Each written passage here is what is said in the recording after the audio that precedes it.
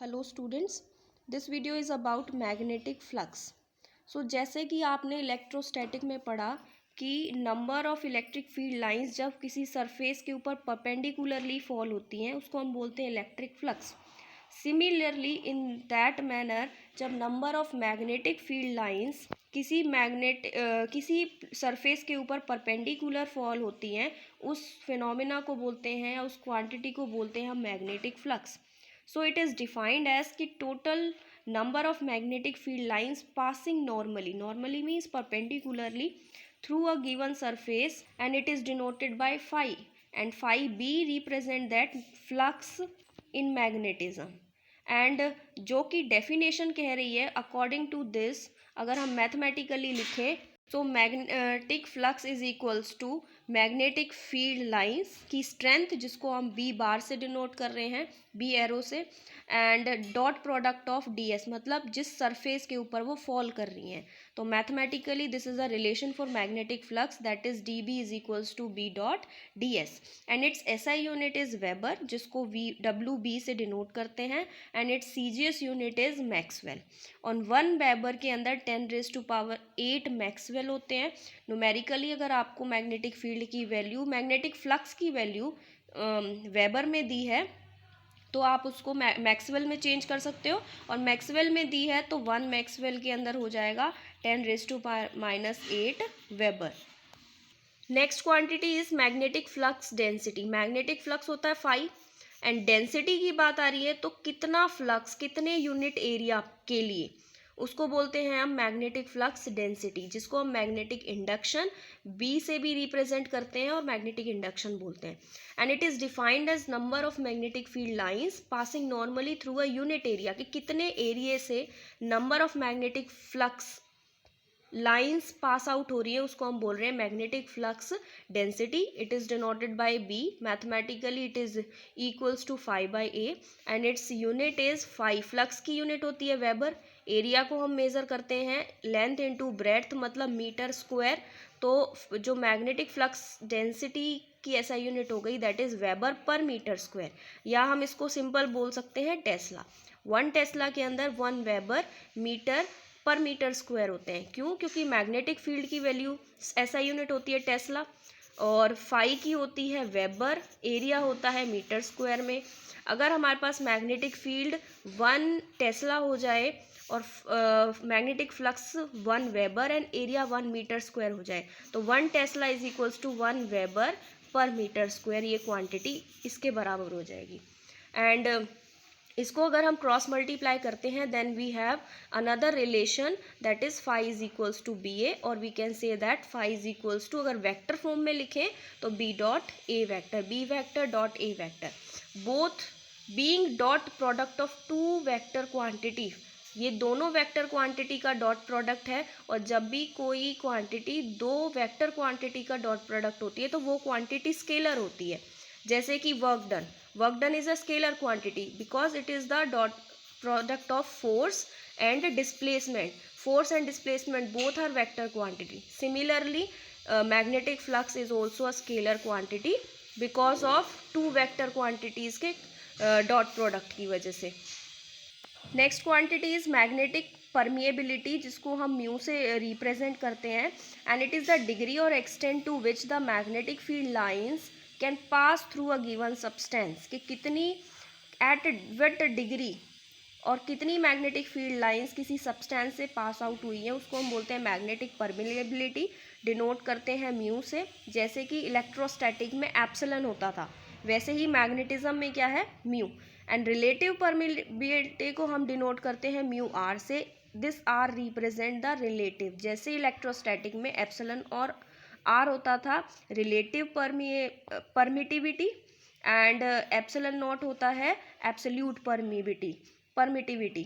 Similarly mu is magnetic permeability and mu R is relative permeability and relative permeability and magnetic permeability और magnetic induction का जो relation है that is mu R. It is the ratio of mu upon mu naught which is equals to B by B naught and mu R is a unitless and dimensionless quantity.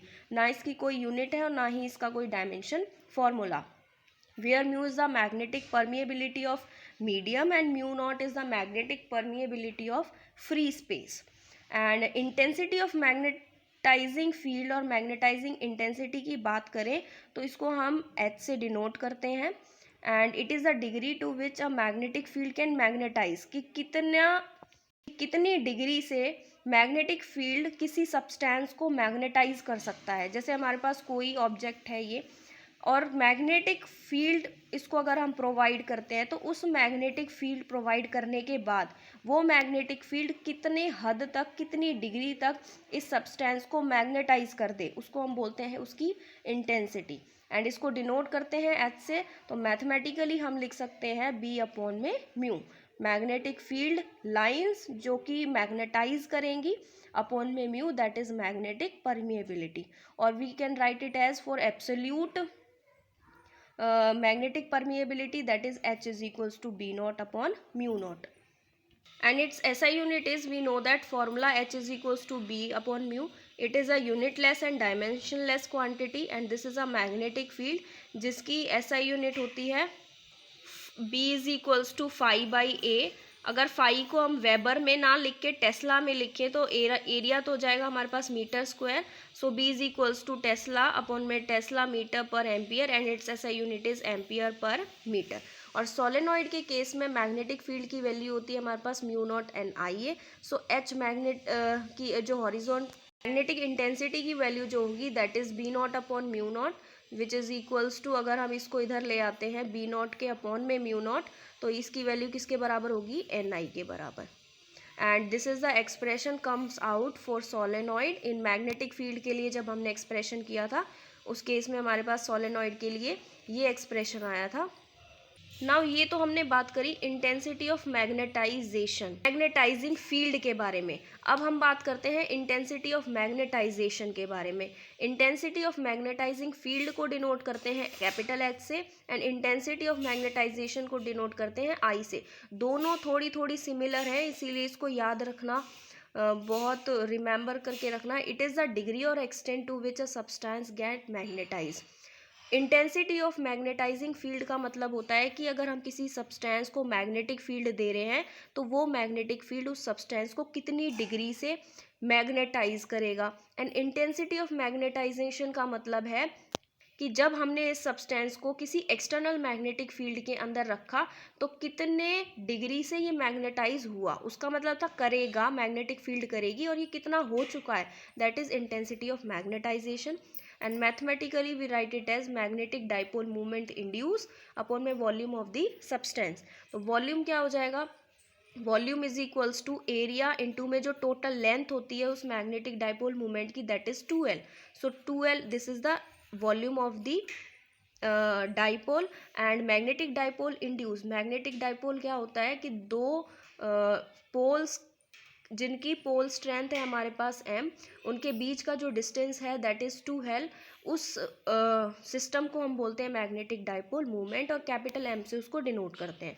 तो इस case में जो magnetic dipole movement होगा that is m into में 2L, उसकी value put कर दी, and volume के लिए एरिया इंटू में कंप्लीट लेंथ हो गई दैट इज़ 2L, 2L से 2L cancel. So intensity of magnetisation I is equals to m by V which is equals to m by A. ये कुछ छोटे छोटे रिलेशंस हैं जिनका यूज़ करके हम न्यूमेरिकल्स को सॉल्व करेंगे। So we can say that कि intensity of magnetisation is defined as pole strength developed per unit area of the substance, क्योंकि ये पोल स्ट्रेंथ होती है m, per unit area of the substance is the intensity of magnetisation, and its SI unit is ampere per metre. Now next important definition is magnetic susceptibility, जिसको हम chi m से denote करते हैं। This is the symbol of जाई, and इसको हम magnetic susceptibility के लिए हम इसको जाई m से डिनोट करते हैं।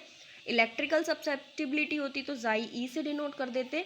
And it is the property of substance which tells that how easily a substance get magnetise when placed in an external field. और ये प्रॉपर्टी वो सब्सटेंस की ये ऐसी प्रॉपर्टी है जो कि बताती है कि कौन सा सब्सटेंस जब हम उसको एक्सटर्नल मैग्नेटिक फील्ड के अंदर रखेंगे तो इजीली मैग्नेटाइज हो जाएगा और कौन सा नहीं बताएगा। उस प्रॉपर्टी को बताने के लिए हमारे पास एक टर्म है एक क्वांटिटी है दैट इज़ मैग्नेटिक ससेप्टिबिलिटी, जिसको डिनोट करते हैं हम जाई एम से.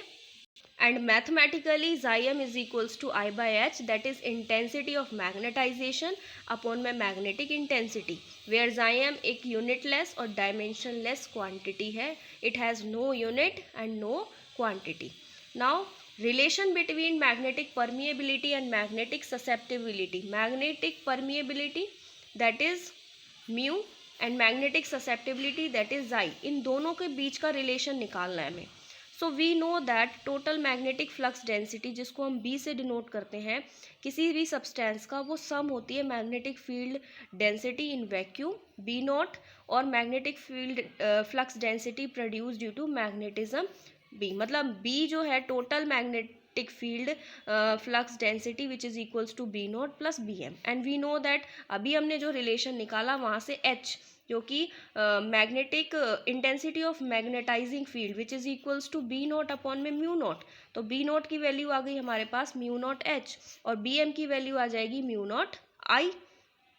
सो दोनों की वैल्यूज़ को अगर हम इसमें पुट करते हैं, I is the intensity of magnetisation, दोनों की वैल्यू को जब हमने इसमें पुट किया तो हमारे पास first equation becomes B is equals to mu naught H plus mu naught I, which is equals to mu naught को कॉमन ले लेंगे तो H plus I, and we know that B is equals to mu H. इसकी भी वैल्यू इसमें put कर देंगे तो mu H is equals to mu naught H plus में आई, एंड म्यू अपॉन में म्यू नॉट, ये जो रेशो है विच इज़ इक्वल्स टू, ये हमारे पास क्या हो जाएगा, this equation becomes mu upon में म्यू नॉट, और ये एच हमारे पास इस राइट हैंड साइड में चला जाएगा, that is 1 by H, H plus में आई.